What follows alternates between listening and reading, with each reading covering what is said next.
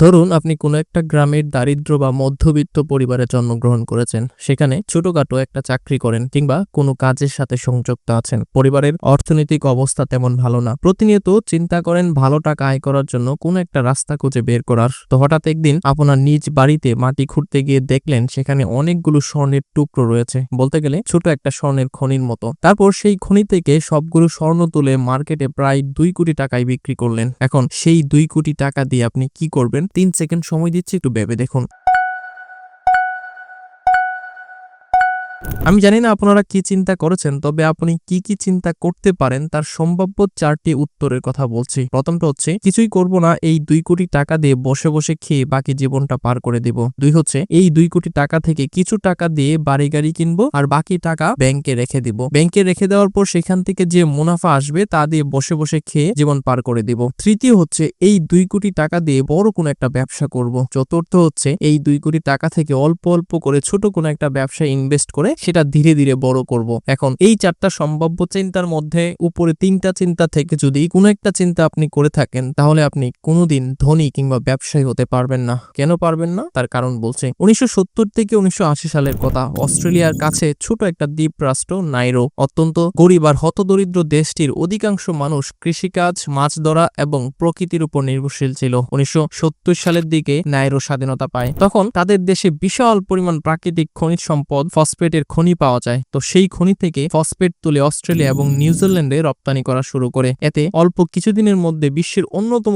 ধনী একটা দেশে পরিণত হয় নাইরো। তাদের দেশের সবাই বড়লোক হয়ে যায়। এত পরিমাণ বড়লোক হয়ে যায় যে এত টাকা তারা কি করবে সেটাই বুঝে উঠতে পারছিল না। এত টাকা পেয়ে তারা আরাম আয়েশ এবং মজ মাস্তির জীবন শুরু করে। এরপর কেটে যায় প্রায় 20টা বছর। 1990 এর পর থেকে নাইরোর ফসফেট ধীরে ধীরে কমে আসতে থাকে। কয়েক বছরের মধ্যে দেশটি আবার আগের চেয়েও গরিব হয়ে যায়। এখন প্রশ্ন হচ্ছে, এত কোটি কোটি ডলার পাওয়ার পরেও নাইরো কেন ধনী রাষ্ট্রের তকমা ধরে রাখতে পারেনি? তার অন্যতম কারণ হচ্ছে শুরু থেকেই নাইরোর অধিকাংশ মানুষ ছিল কৃষিজীবী এবং গরিব। তারা কেউই ব্যবসায়ী ছিল না। তাই ব্যবসায়ীদের মতো কেউ চিন্তা করতে পারে নাই। তাদের উচিত ছিল এই টাকা দিয়ে দেশে বিদেশে শেয়ার মার্কেট আর নানা ব্যবসায় ইনভেস্ট করা। ঠিক তেমনই ভাবে আমার বলা প্রথম প্রশ্নটি বা উদাহরণটির মতোই আপনি যদি উপরে 3টা চিন্তা ভাবনা করে থাকেন, তাহলে ধরে নিন আপনার মাইন্ড বা চিন্তা ব্যবসায়ীদের মতো না। একজন ব্যবসায়ী সবসময় চিন্তা করবে তার হাতে যা আছে তা দিয়েই ব্যবসা শুরু করার এবং নতুন টাকা আসলে সেই টাকা অন্য কোনো ব্যবসায় কাজে লাগানোর। তিনি সেই টাকা জমানো কিংবা খরচ করার চিন্তা কখনোই করবে না। এজন্যই দেখবেন বড় বড় ব্যবসায়ীরা প্রথমে একটা কোম্পানি দিয়ে ব্যবসা শুরু করার পরে কয়েক বছরের মধ্যে 5 থেকে 10টা কোম্পানির মালিক হয়ে যায়।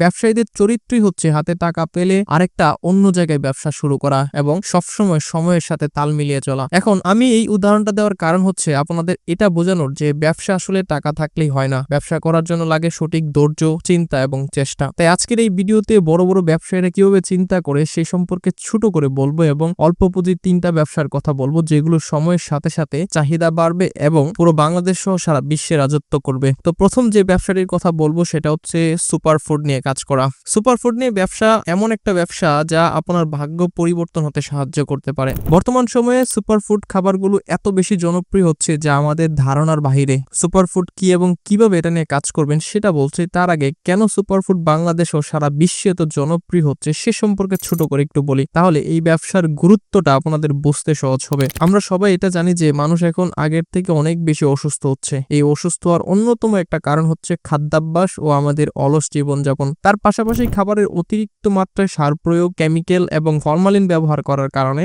সেই খাবার খেয়ে মারাত্মক সব অসুখের ঝুঁকি বাড়ছে। তাই এই অবস্থা থেকে মুক্তি পাওয়ার জন্য বড় বড় চিকিৎসক এবং বিজ্ঞানীরা সুপারফুড বা রিচ ফুড খাওয়ার পরামর্শ দেয়। এখন এই সুপারফুড বিষয়টা আসলে কি? সুপারফুড হচ্ছে সেই সকল খাবার যে খাবারগুলোর মধ্যে অন্য খাবারের থেকে বেশি মাত্রায় ভিটামিন, মিনারেলস, অ্যান্টিঅক্সিডেন্ট ও ফাইবার একসাথে থাকে, যা রোগ প্রতিরোধ ও শরীরের সামগ্রিক স্বাস্থ্য ভালো রাখতে সাহায্য করে। যেমন বেরি ফল, অ্যাভোকাডো, বাদাম, চিয়া সিডস, ওটস, কুমড়ার বিচি ইত্যাদি। সুপারফুড হওয়ার কারণে এই সকল খাবারগুলোর দাম অনেক বেশি। 1 কেজি বেরি ফলের দাম 3 থেকে 4,000 টাকা হয়। আবার 1 কেজি অ্যাভোকাডো বাজারে বিক্রি হয় 1200 থেকে 1700 টাকায়। এছাড়াও বাকি সব সবগুলো সুপারফুডের দামই অনেক বেশি। তাই যদি আপনি এখন থেকে কোনো একটা সুপারফুড নিয়ে কাজ করতে পারেন তাহলে পর্যাপ্ত পরিমাণে দামও পাবেন এবং অনেক বেশি চাহিদা থাকার কারণে ব্যবসা দাঁড়িয়ে যাবে। এখন প্রশ্ন হচ্ছে আপনি কোন সুপারফুডটি নিয়ে কাজ করবেন। আমার পরামর্শ থাকবে বাংলাদেশের বাজার এবং মানুষের চাহিদা অনুযায়ী কাজ করার। সেটা কিভাবে বুঝবেন বলছি। তবে আমি শুরুতে এমন একটি সুপারফুড নিয়ে কাজ করার পরামর্শ দিব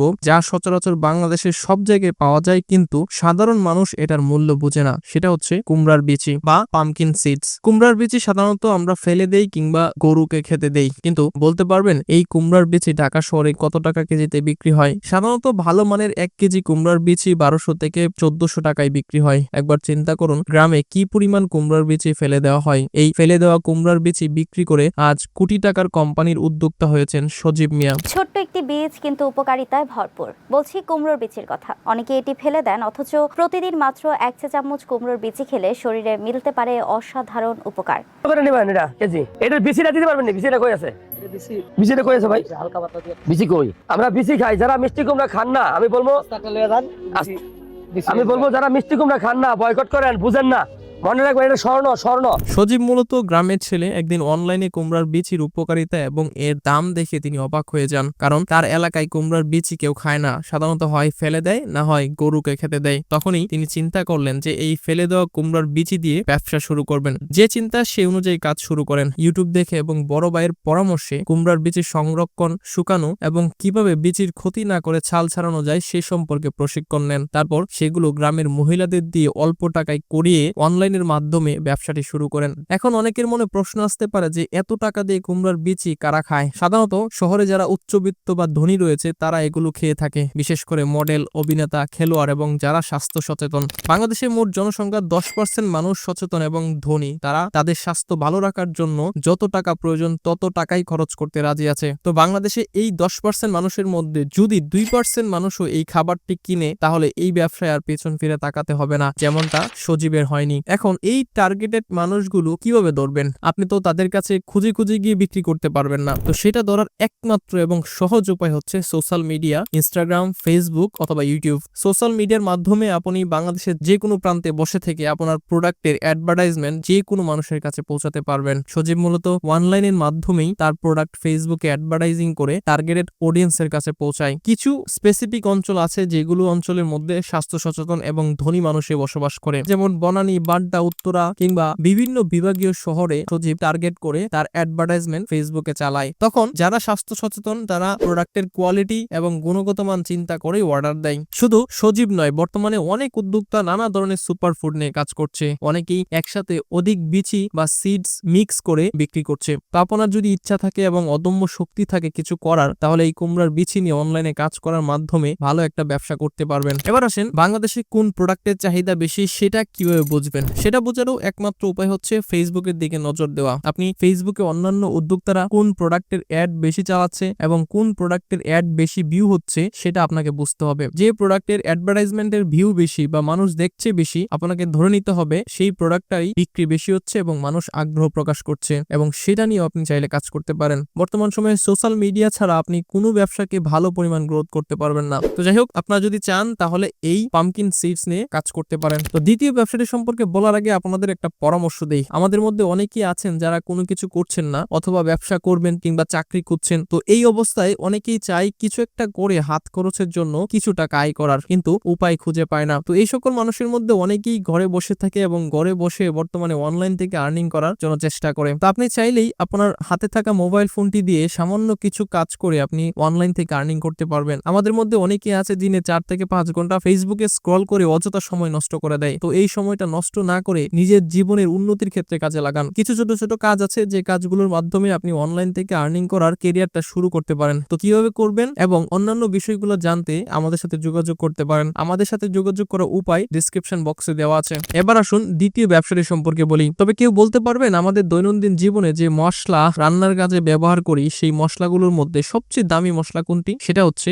এলাচ। বাংলাদেশে জাফরানের পরে এলাচই হচ্ছে সবচেয়ে দামি মশলা। ভালো মানের 1 কেজি এলাচের দাম সাধারণত 3600 থেকে 6000 টাকা পর্যন্ত হয়ে থাকে। কিন্তু এলাচ একটাও বাংলাদেশে হয় না, সব এলাচই বাহির থেকে আনা হয়। বাংলাদেশের 95% এলাচ আসে মধ্য আমেরিকার দেশ গুয়েতেমালা থেকে, আর বাকি 5% আসে ভারত ও নেপাল থেকে। এখন প্রতি বছরে মাত্র 4 মাস নভেম্বর থেকে ফেব্রুয়ারি পর্যন্ত বাংলাদেশে বাহির থেকে এলাচ আমদানি করা হয়। এই সময়টাকেই এলাচের সিজন বলা হয়, আর বাকি সময়টা এলাচ আমদানি তুলনামূলক অনেক কম থাকে। এজন্যই সিজনের সময় এলাচের দাম অনেক কম হয়, 2000 থেকে 3500 টাকার কাছাকাছি থাকে। তাই এলাচের স্টক ব্যবসা হতে পারে দারুণ একটা ব্যবসার সুযোগ। বাংলাদেশে এমন অনেক ব্যবসায়ী আছে যারা এলাচের সিজন চলাকালীন সময়ে, বিশেষ করে 2 ঈদের আগে এলাচ কম দামে কিনে স্টক করে রাখে, পরবর্তীতে দাম বাড়লে সেই এলাচ বিক্রি করে দেয়। অনেক সময় দেখা যায় সিজন ছাড়া প্রতি কেজি 1500 থেকে 2000 টাকা পর্যন্ত দাম বৃদ্ধি পায়। তাই যারা ব্যবসার ক্ষেত্রে বেশি ঝামেলা চান না, তারা এই ব্যবসাটির কথা চিন্তা ভাবনা করতে পারেন। বাংলাদেশে এমন প্রচুর ব্যবসায়ী আছে যারা এলাচের স্টক ব্যবসা করছে, তবে এই ব্যবসাটি করার ক্ষেত্রে আপনাকে কয়েকটা বিষয় মাথায় রাখতে হবে। তার মধ্যে প্রথম বিষয়টি হচ্ছে বাংলাদেশের পাইকারি মার্কেট থেকে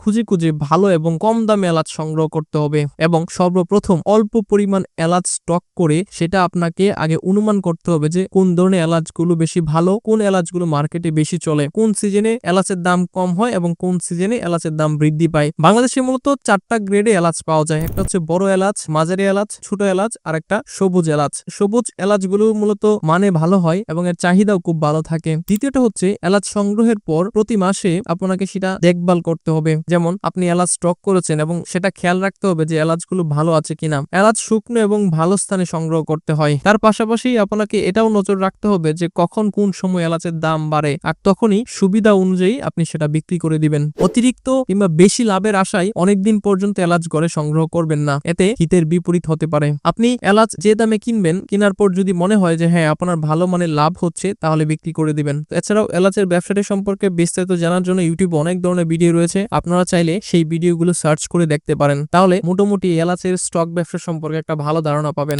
এবার আসুন তৃতীয় ব্যবসাটি সম্পর্কে বলি। এই ব্যবসাটি যদি ভালোভাবে সঠিক জায়গায় করতে পারেন, তাহলে ব্যবসা নিয়ে আর বেশি চিন্তা করতে হবে না। ব্যবসাটি বাংলাদেশে ধীরে ধীরে ভালোভাবে গ্রোথ করছে, সেটা হচ্ছে স্যানিটারি এবং টাইলসের বিজনেস। আপনি যদি একটু লক্ষ্য করেন তাহলে দেখবেন বাংলাদেশে বর্তমান সময়ে দালান কোঠা এবং শৌখিন মানুষের পরিমাণ দিন দিন বাড়ছে, সেটা হোক গ্রাম কিংবা শহরে। সবাই চাই নিজের একটা পাকা এবং সুন্দর বাড়ি থাকুক। পুরো বাড়িটা সুন্দর না করতে পারলেও বাথরুমটা অনেকেই চাই টাইলস করতে। এজন্যই টাইলস এবং স্যানিটারি প্রোডাক্টের চাহিদা অনেক বেশি বাড়ছে। তাই এটা বলা যায় যে আগামী বাংলাদেশে এই প্রোডাক্টের চাহিদা আরো বাড়বে এবং এটার প্রতিযোগিতাও ধীরে ধীরে বৃদ্ধি পাবে। তো এখন থেকে যদি স্যানিটারি প্রোডাক্ট নিয়ে একটা ভালো মানের ব্যবসা দাঁড় করানো যায়, তাহলে আশা করা যায় এটা থেকে জীবনে কিছু একটা হবে। এখন এটা করবেন কিভাবে? এটা করার দুইটা উপায় আছে। এক হচ্ছে খুচরা দোকান দেওয়া, আরেকটা হচ্ছে সরাসরি কোম্পানি থেকে ডিলারশিপ নেওয়া। এই ব্যবসাটি করতে হলে আপনাকে অনেক কিছু জানতে হবে, পুঁজি কেমন লাগবে, কি কি অভিজ্ঞতার প্রয়োজন, কিভাবে শুরু করলে ভালো হয়, আরো অনেক কিছু। তো এই সম্পর্কে আমি চাচ্ছিলাম একটা বড় বিস্তারিত ভিডিও নিয়ে আসবো, কারণ এই স্যানিটারি ব্যবসাটা অনেক জটিল